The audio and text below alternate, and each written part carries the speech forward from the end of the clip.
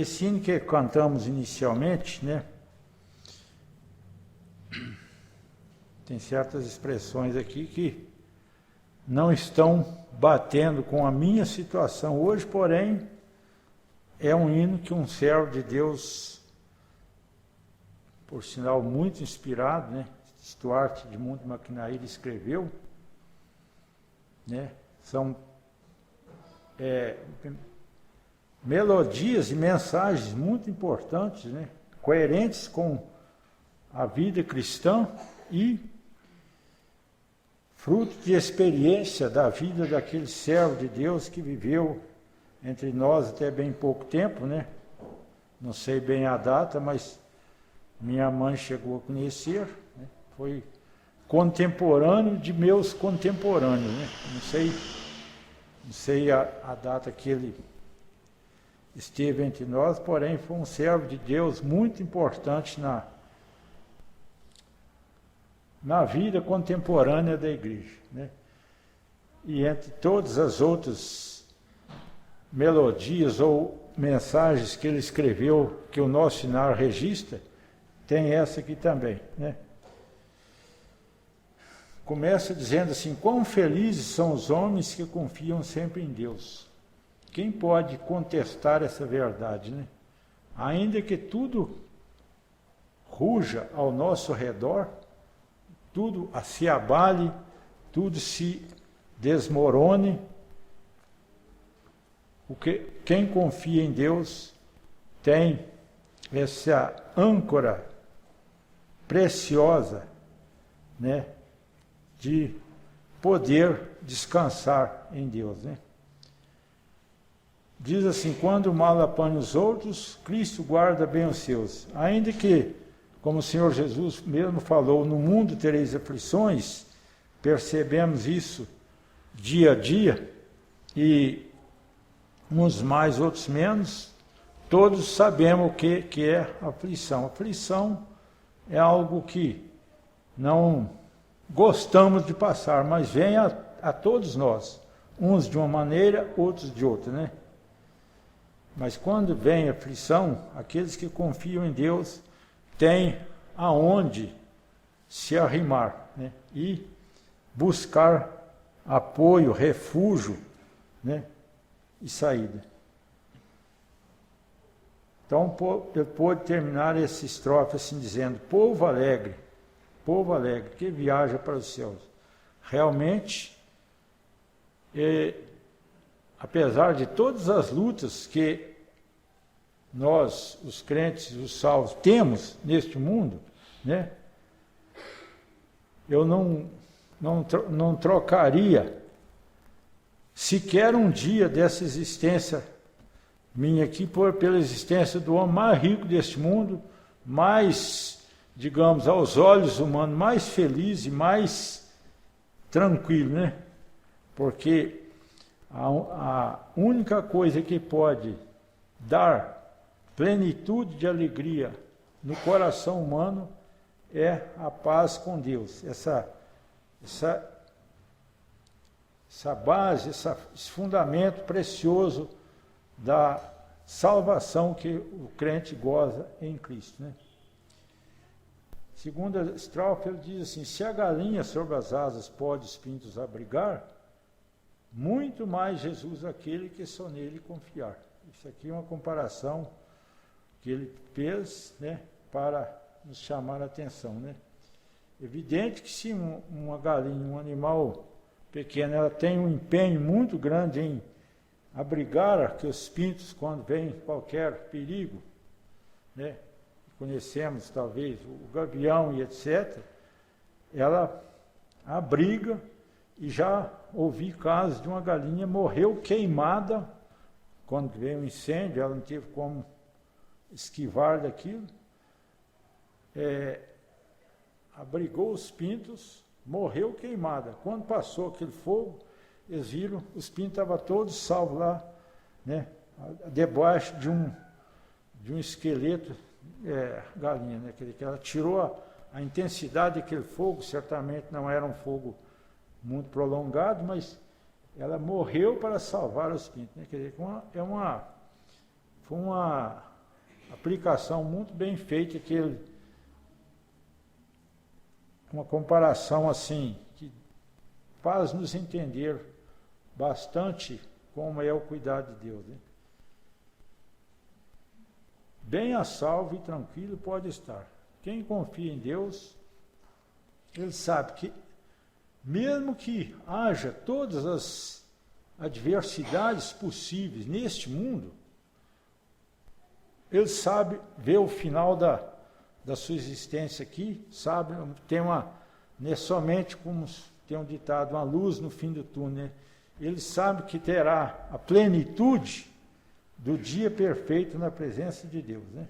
Então, é algo precioso para nós considerarmos, né?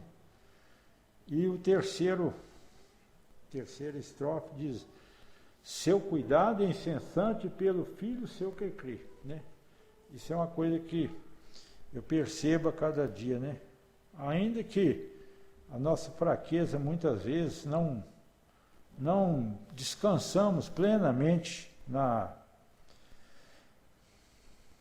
provisão e no cuidado de Deus, mas o seu cuidado é incessante. Nunca Deus esquece ou deixa um momento sequer sem cuidar de nossa vida, né?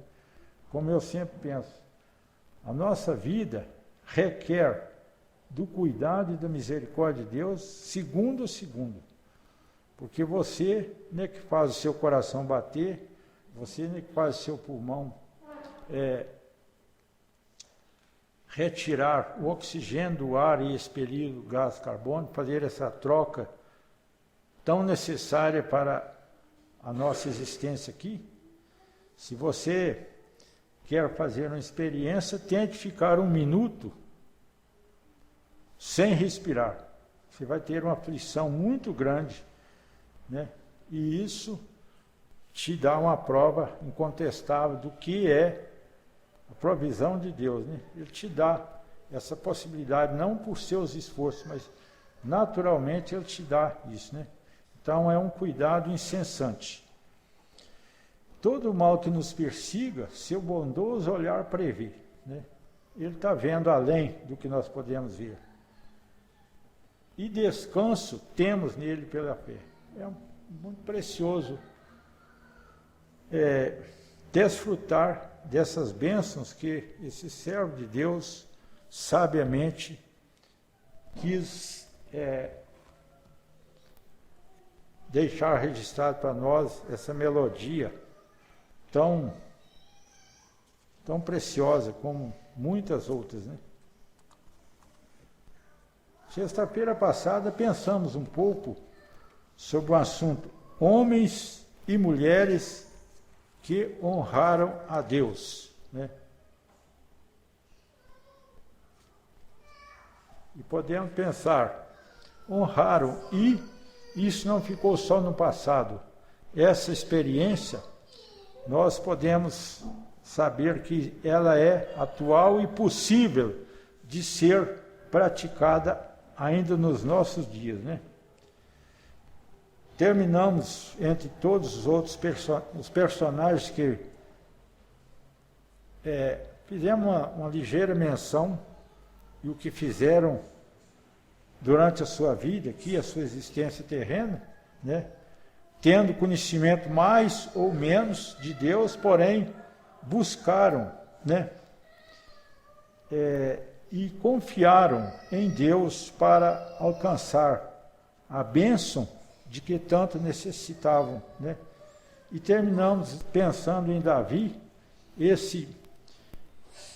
não sei se eu posso usar a expressão, expoente do Velho Testamento, mas uma pessoa que foi muito destacado no Velho Testamento, ou seja, no tempo antes da vinda do Senhor Jesus,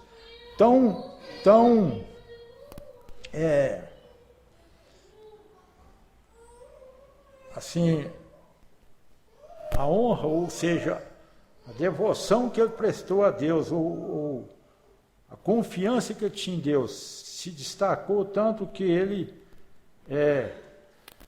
a sua história não ficou paralisada no tempo. Ele sempre perdurou através dos tempos, né? Os seus testemunhos, seus escritos, seus salmos, né? São válidos e preciosos para todo o tempo, e por que não dizer para toda a eternidade, né? E foi aquele de quem pôde se dizer, né? Quando aquelas pessoas buscavam o Senhor Jesus para ter socorro dele, né? Usavam a expressão Jesus, filho de Davi, né? Ou seja, ele foi uma pessoa que o seu nome foi muito destacado no seu tempo, porque ele honrou deveras ao Senhor. Ele honrou, né? Tinha Deus como seu máximo auxílio e apoio em todas as situações, né? Não precisamos descrever, porque todos temos um bom conhecimento desse grande servo de Deus, né? Poderíamos ainda falar de muitos outros, como Ezequias, Daniel, Esther e os profetas que suportaram grandes oposições, mas foram fiéis no seu testemunho, né? Como tem no capítulo 11 de Hebreus, aquela descrição, né, dos heróis da fé, né?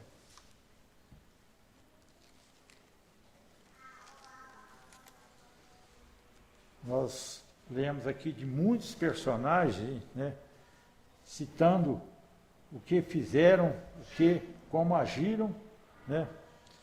Nós também podemos pensar que todos eles foram pessoas que tiveram uma experiência mais pessoal com Deus e buscaram honrar a Deus de uma forma mais visível, né?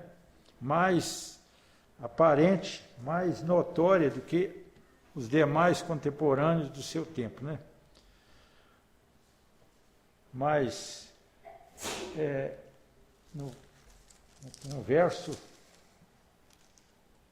32 desse capítulo 11 de Hebreus, depois de descrever várias pessoas, seus feitos, a sua maneira de agir, como eles confiaram em Deus, que aqui é um capítulo especificamente destinado a focar a fé, o que ela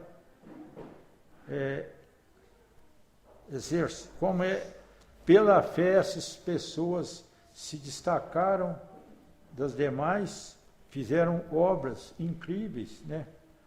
Ou muito acima dos seus contemporâneos, né?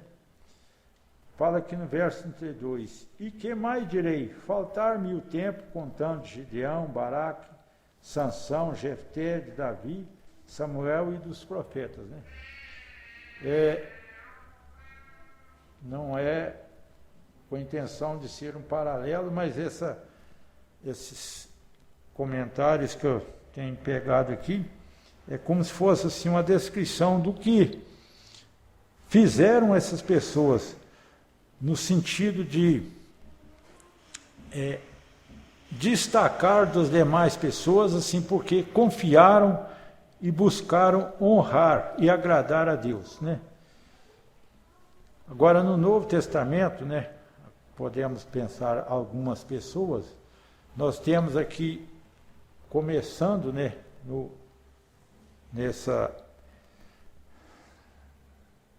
nesse texto da Bíblia, né, fala, nós vemos José e Maria escolhidos para ser os pais terrenos de nosso Senhor Jesus Cristo. Tanto José como Maria tiveram um procedimento exemplar, um procedimento que temiam a Deus e buscavam, esperavam, digamos assim, o cumprimento dessa profecia, né? E não, creio que até naquele momento que o anjo falou tanto para José como para Maria, eles não sabiam que seriam, né? Estavam vivendo a sua vida confiando em Deus, buscando fazer aquilo que fosse coerente com a sua fé e a sua confiança em Deus, mas não sabiam que seriam escolhidos, né? Mas o anjo anunciou tanto para José como depois para Maria. E nós não vemos nenhuma dúvida, nenhum receio em aceitar aquela missão que eles receberam para desempenhar, né? Missão gloriosa e única neste mundo, né? Para ser os pais terrenos de nosso Senhor Jesus Cristo, né? O Senhor, Deus prometeu desde o início, né? Essa promessa podemos ver. A primeira profecia sobre a vinda do Salvador podemos ver quando o Senhor falou à serpente ali no jardim do Éden, que um descendente da mulher iria ferir a cabeça da serpente, né? E esse descendente da mulher é o nosso Senhor Jesus Cristo, né? Foi a primeira profecia que temos, né, que o Senhor deixou para nós. Jesus, homem perfeito, luz que veio ao mundo, né? Predito por todos os profetas, para cumprir a mais sublime missão, né? Algo que nenhum ser humano, nenhum desses personagens tão ilustres e importantes que viveram neste mundo podiam desempenhar, porque eram pecadores. Apesar de serem servos de Deus, buscando fazer a vontade de Deus em todos, assim, eu creio que, e dizer em todos os momentos, pode ter fraqueza sim, como conhecemos a história de todas essas pessoas, nenhum deles foi perfeito, teve vacilos na sua vida, teve fraquezas, né? E demonstrando essa característica que o ser humano, depois da queda, ainda que busque fazer a vontade de Deus, é um ser que precisa da misericórdia e da graça de Deus, porque está passível de erro, passível de pecar.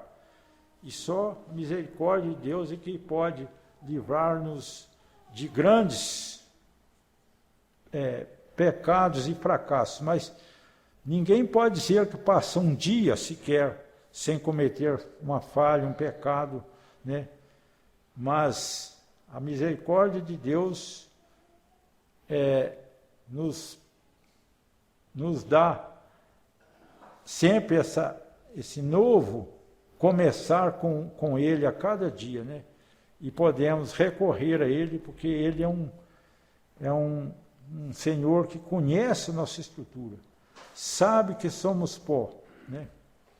Eu ainda fico pensando, hoje mesmo eu estava pensando, às vezes a gente pensa assim que já tem uma estrutura, digamos, para ter os embates da vida, mas quando vem uma dificuldade na nossa vida, é que vemos quão fracos somos, né? Isso, creio que ninguém aqui pode questionar isso, que eu não tenho, não fracasso, não falho. E temos muito claramente exemplificado essa possibilidade de falhar nos apóstolos do Senhor Jesus, né? Quando, na noite que antecedeu a sua crucificação, o Senhor Jesus falou que vós todos escandalizareis em mim. Pedro, como era uma pessoa, digamos, muito... era uma pessoa sempre que gostava de manifestar, ele não ficava no anonimato, não. o que ele pensava, ele falava, né? Muitas vezes falou coisas muito boas e certas, porém muitas vezes ele dava com os burros na água, né? Falava coisas assim que tinha que o Senhor censurar a ele, né? E ele naquela instância ali, quando os outros, ele falou que todos os outros iam abandoná-lo, ele falou, ainda que todos abandonaram, eu jamais, né? Eu nunca. Ele tinha uma confiança tão grande em si, né?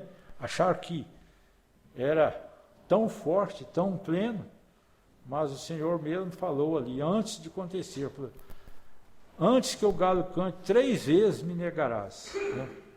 E mesmo com essas advertências, tendo sido avisado, fatalmente aconteceu aquilo que o Senhor falou. E ele pôde ver o quão frágeis nós, quando arrimamos em nossas próprias capacidades ou confiança, né? Somos passíveis de falhar, né? Isso é algo que não tem jeito de contestar. Nesse corpo, nessa situação presente da vida humana, não tem ninguém que pode jactar-se de, eu não faço isso, não faço aquilo. Basta falar para acontecer a prova contrária, né? Aqui diz assim, né? Ó, eu estava pensando, os apóstolos, embora humanos, foram conhecedores pessoais de nosso Salvador e aprenderam a confiar plenamente no poder de quem anunciavam a salvação pela fé. Né? Após, né, a descida do Espírito Santo, eles foram então cheios do Espírito Santo e receberam um novo poder para testemunhar plenamente dessa bendita obra que o Senhor Jesus veio fazer. Mas ainda podendo falhar, como nós não podemos falar que nenhum deles teve falhas, né? Nós podemos pensar, Paulo teve que repreender ele uma certa vez porque ele demonstrou ou fracassou num determinado procedimento seu perante os crentes que não eram judeus, né? E Paulo teve que repreender a ele porque ele, quando chegou outras pessoas, ele temeu, né? Foi algo que ele estava ainda nesse corpo da carne, esse corpo passível de erro. Paulo, por exemplo, foi um homem que, podemos dizer assim, um expoente da vida cristã no seu tempo, né? Um grande apóstolo de Deus, mas também teve os seus momentos de fraqueza, né? Inicialmente ele era inimigo, né? Um inimigo ferrenho, porém na ignorância, né? Mas quando teve o conhecimento pessoal de Cristo, né? Ali quando ele estava indo para Damasco, para prender os que professavam aquela fé, teve um conhecimento tão singular e pessoal com o Senhor, que ele foi realmente uma conversão. Ele realmente mudou totalmente de posição, porque ele perseguia achando que estava servindo a Deus, mas na sua ignorância. Mas quando ele viu que estava combatendo contra os aguilhões, como o Senhor mesmo falou com ele, ele passou a ser uma pessoa tão desprendido de si, ou seja, uma pessoa que não valorizou a sua presente vida para servir a Deus, né? Era o empenho maior dele, né? Ele podemos pensar, ele foi uma pessoa que teve um procedimento também singular no início da igreja, da vida, após o Senhor Jesus. Ele teve expressões que só ele pôde dizer, né? Ele, no seu viver, na sua experiência em pregar o Evangelho e também testemunhar na sua vida e na vida de pessoas que eles convivia com ele. Assim, experimentou alegrias que podemos dizer foram somente ele que teve essa experiência, né? Ele experimentou ainda aqui nesta vida alegrias singulares, né? Como quando ele teve aquela visão celestial, né? Ele fala: conheço um homem que no corpo, se no corpo não sei, se fora do corpo não sei, foi arrebatado aos céus e ouviu palavras inefáveis que ao homem não é lícito falar. Ele teve experiências muito preciosas e passou para nós aquilo que pôde falar, né? E também ele pôde experimentar no seu viver, na sua vida cristã aqui, uma tão preciosa experiência com o Senhor, que ele pôde dizer assim: para mim o viver é Cristo e o morrer é ganho. Ele já estava como que numa plenitude de alegria, porque ele vivia aqui naquela alegria, e se morresse, estaria ainda melhor, né? E ele pôde, né? Eu não sei se tem, não. Eu posso dizer que não tem outra pessoa que falou essa expressão: sede meus imitadores como eu sou de Cristo, né? Então, foi uma pessoa que buscou, podemos dizer, de todo o coração honrar a Deus através da sua vida, né? O Senhor mesmo falou: esse é para mim um vaso escolhido, né? Uma pessoa que pôde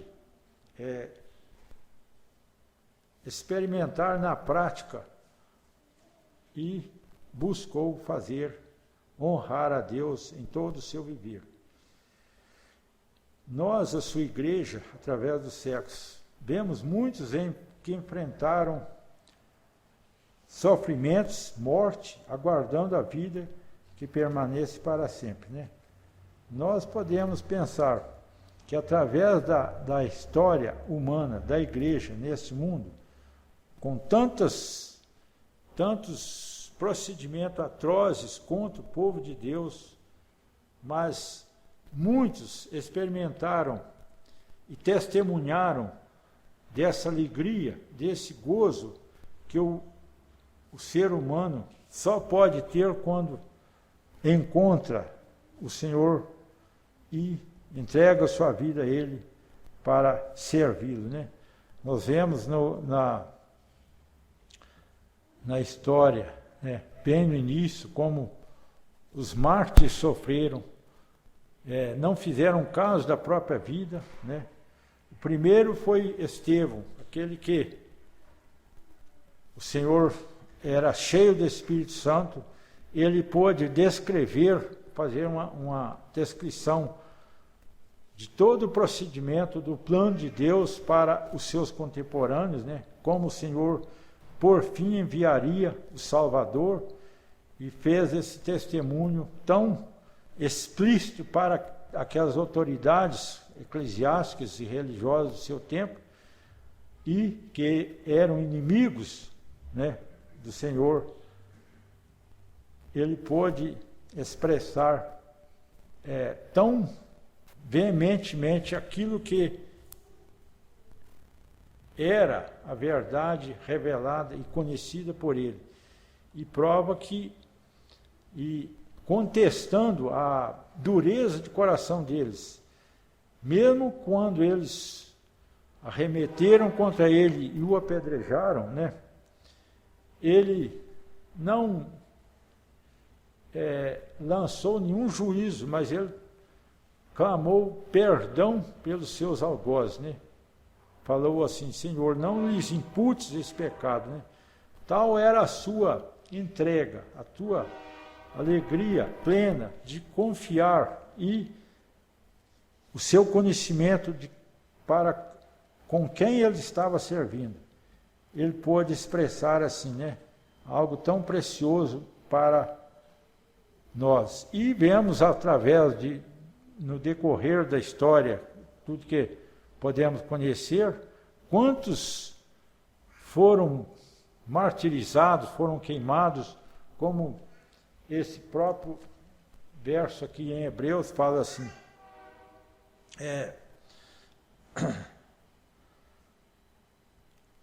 verso 33, capítulo 11 de Hebreus: os quais pela fé venceram reinos, praticaram justiça, alcançaram promessas, fecharam a boca dos leões, né? Um exemplo claro disso foi Daniel, porém não foi um exemplo isolado, teve mais pessoas que puderam fazer essas coisas. Apagaram a força do fogo, ou seja, aquela experiência dos 3 amigos de Daniel, Sadraque, Mesaque e Abednego, não valorizaram a sua própria vida para honrar ao Senhor, né? Não fizeram caso de que se o Senhor não os quisesse livrar, sua vida não fazia questão para eles, né? Mas o Senhor é fiel e o Senhor honra aqueles que o honram, né? E podemos ver quão precioso foi aquela história, aquela façanha que eles fizeram pela fé, né? Apagaram a força do fogo, né? Então, são exemplos preciosos que temos na palavra de Deus, que servem de estímulo para nós, ao passarmos por muitas ou várias tribulações. Não precisamos, não devemos ficar abatidos, né? Se ficamos é pela nossa fraqueza, mas não precisamos ficar, porque nós sabemos o que será o nosso destino final. A vida aqui pode ser até boa, digamos assim, tranquila, porém não é uma vida satisfatória, sabendo que ela é uma vida cheia de possibilidades de erros. Mesmo que você tenha uma vida isenta de problemas, assim, no seu dia a dia, né? Que é muito difícil poder, eu não vou, creio que eu não posso afirmar que nenhuma pessoa passa aqui o seu dia a dia aqui, sem nenhum contratempo. A contrariedade ou algo, o mal está sempre presente. E ainda que você não seja diretamente atingido, você vai estar sempre presenciando, ouvindo falar de males, catástrofes e problemas que aflige os seus semelhantes em todos os lugares, né? Porque estamos no mundo, quando o Senhor mesmo falou, no mundo tereis aflições, mas nós devemos ter bom ânimo, porque Ele venceu, e todos aqueles que confiam nele nunca serão decepcionados, mas sempre alcançarão a vitória, ainda que essa vida finde, né? Como ninguém pode pensar assim, vou ter uma vida plena, sem contratempo. Um dia a sua vida vai findar, mas o mais importante é saber que após esse viver aqui, mais ou menos dias, estaremos num lugar de gozo eterno, na presença de Deus, um lugar, como Paulo mesmo falou, coisas indescritíveis a nós. Nós não conseguimos captar nem entender toda a preciosidade. Tem hora que eu fico pensando, tão poucos dias vivemos aqui, né? Estamos numa época de que muitas vidas têm sido ceifadas de uma maneira assim, mais especificamente por essa pandemia, né? Embora que nenhuma vida é ceifada sem a permissão de Deus, né? Nenhuma vida, os nossos dias é contado por Deus, nenhum vai antes do tempo, né? Nós é que achamos, fulano foi antes do tempo, foi cedo, né? Mas Deus sabe muito, perfeitamente o tempo da nossa existência aqui. E quando vem uma circunstância que pode ceifar a vida de alguém ou findar a vida terrena de alguém aqui, é porque a gente acha assim, foi uma desculpa, mas aquilo tudo estava nos anais eternos do conhecimento de Deus, esse conhecimento e essa, como o salmista falou, os meus dias estão contados, né? O tempo da minha vida é contado a palmo, né? O Senhor conhece muito bem o nosso estar aqui. Por isso devemos, nos dias que nos restam, nos dias que devemos aqui, nunca deixar de confiar em Deus. Ele nunca deixará de nos valer no momento certo. Que o Senhor possa assim nos abençoar, para que prossigamos aqui, ainda que com falhas ou fraquezas, possamos nunca desonrar a Deus através do nosso viver, mas sempre atribuir a Ele todo o mérito, toda a honra que a Ele é devida. E possamos, assim, estar alegrando no nosso dia a dia, né? Ainda que tenhamos que passar por aflições que não conhecemos, mas Ele é uma bênção muito grande, esse anonimato de conhecer o nosso futuro. Eu creio que se cada um de nós conhecesse o dia da manhã, hoje, nós teríamos um sofrimento dobrado, né? Mas a cada dia, como o Senhor falou, basta a cada dia o seu mal. E até aqui o Senhor nos ajudou, e Ele sempre estará nos ajudando a cada dia no nosso viver. Que o Senhor assim nos abençoe.